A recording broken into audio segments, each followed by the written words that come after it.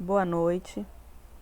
Dando andamento aqui nossa aula, falando ainda sobre os símbolos, é muito importante nós termos a consciência mesmo de utilização correta da simbologia que vai representar, né, os símbolos audiométricos, para que possa ter fidedignidade à avaliação audiológica que o fonoaudiólogo vai estar fazendo.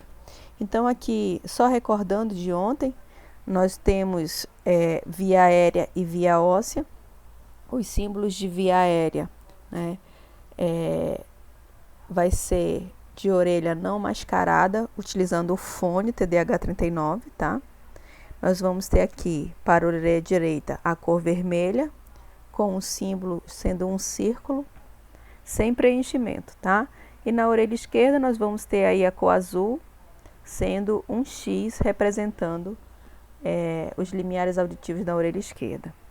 Quando a gente fala em mascaramento, nós vamos empregar uma simbologia que vai referir que aqueles limiares auditivos obtidos foram obtidos a partir de um uso de um ruído mascarante no lado contralateral e que aqueles valores ali realmente são daquela orelha que está sendo sob teste, tá?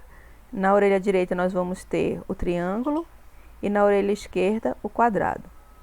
Quando a gente fala em ausência de respostas, nós também precisamos identificar isso no audiograma, porque vai ter aqueles pacientes que realmente vai chegar o limite máximo em que o audiômetro dispõe de som, de intensidade sonora, e ele não vai perceber aquele som, porque são as perdas profundas ou mesmo a ausência de resposta para qualquer sensibilidade auditiva que seja.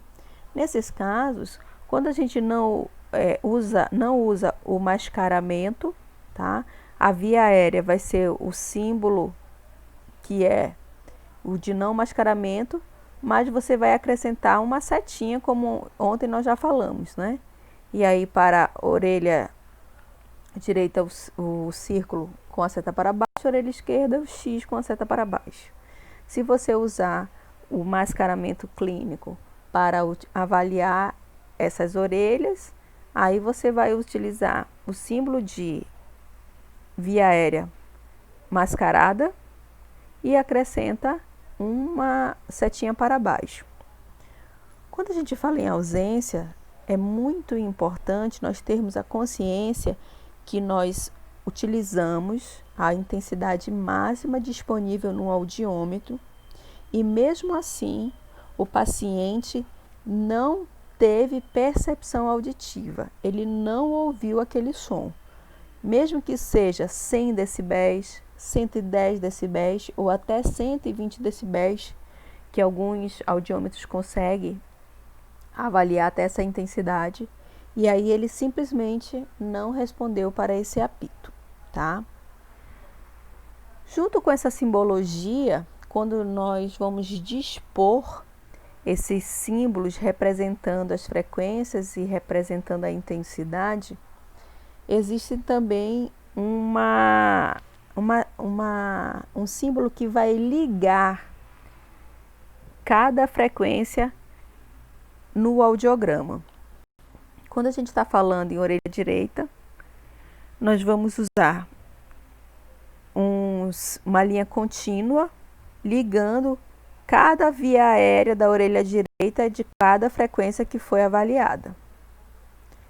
Quando a gente está avaliando a orelha esquerda, nós vamos utilizar para ligar, né, os símbolos entre si, uma linha seccionada, tá? Vários tracinhos ligando cada símbolo da orelha esquerda entre si, de 500, né, de 250 até 8.000 Hz, ok?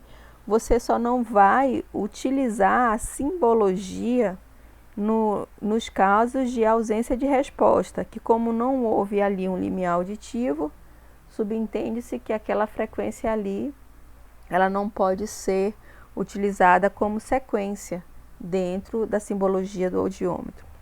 A gente vai ver exemplos aí mais para frente como é que isso acontece, tá bom? Então, dando continuidade, é muito importante também a gente ter alguns cuidados na realização da audiometria tonal por via aérea. Um dos fatores que podem levar o paciente a erro é que algumas pessoas elas possuem um sintoma chamado zumbido. É um som que somente aquela pessoa ouve, ou nos ouvidos, orelha direita e esquerda, ou nas duas, ou ela tem uma percepção de ouvir um som dentro da cabeça, que somente ela ouve, nenhuma outra pessoa ouve.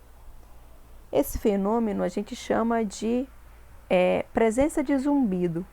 O paciente refere que ele ouve ou um apito, ou um chiado, ou a sensação como se tivesse um coração batendo dentro do ouvido, um som de asa de borboleta.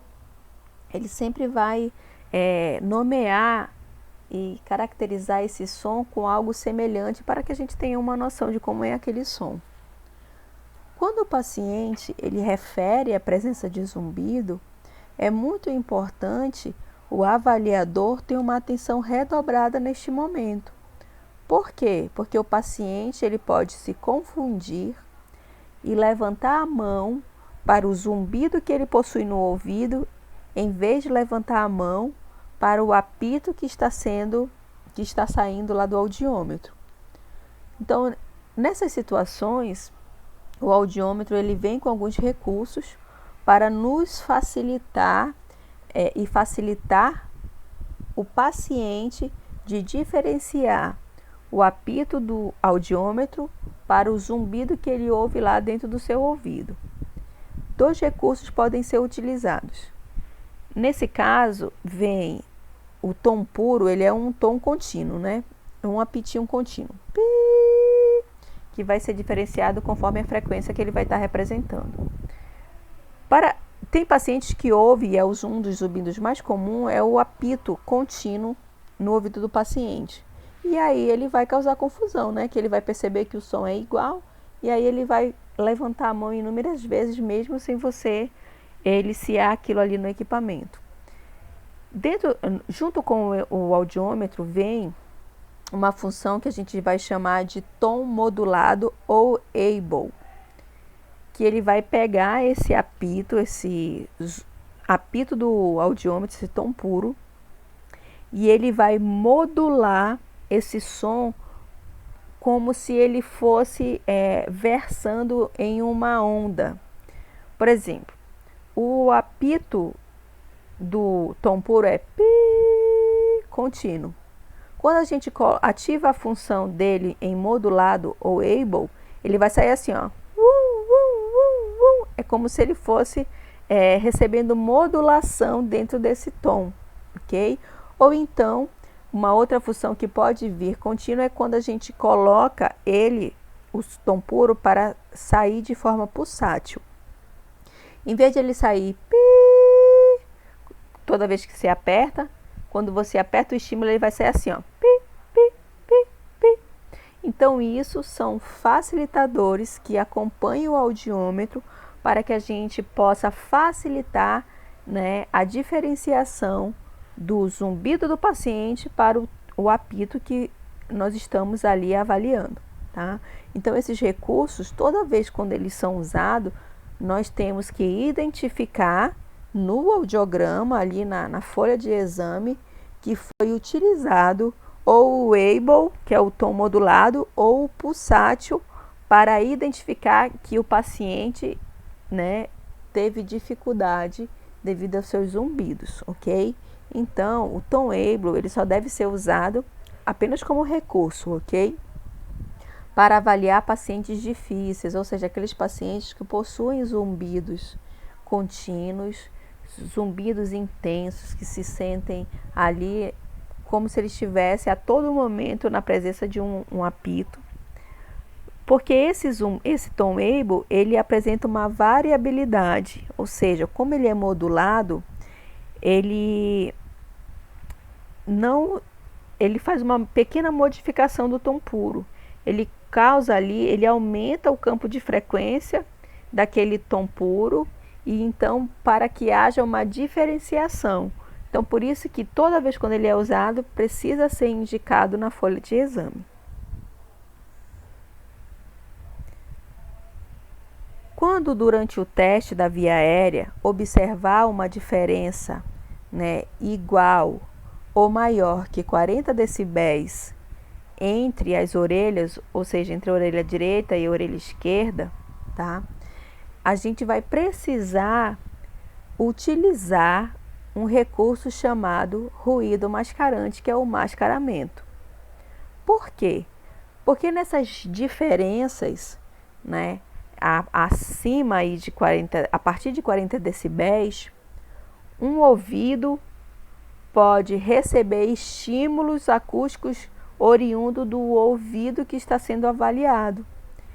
Então, existe uma interferência entre os ouvidos e isso pode levar o avaliador a erro. E aí não é a resposta adequada.